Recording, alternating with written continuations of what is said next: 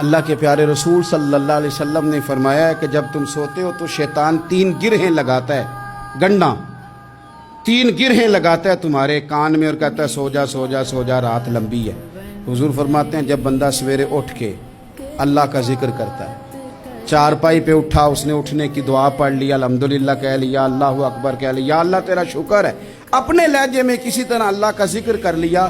جب وہ رب کا ذکر کرتا ہے تو شیطان کی پہلی گرہ کھل جاتی ہے، اور جب وہ وضو کرتا ہے تو دوسری کھل جاتی ہے، اور جب نماز پڑھتا ہے تو شیطان ویسے ہی دور ہو جاتا ہے۔ لیکن حضور فرماتے ہیں جو صبح سویا رہے وہ گرہیں قائم رہتی۔ جو صبح اللہ کے ذکر سے، وضو سے، نماز سے شیطان کی گرہیں توڑ دیتا ہے وہ تازہ دم اٹھتا ہے، تازہ دم۔ ہم صبح تازے نہیں اٹھتے، فریش نہیں اٹھتے، بکھرے سوچیں، الجھے خیالات اور تھکے وجود اور گھٹن والا ہمارا ذہن۔ وجہ کیا ہے؟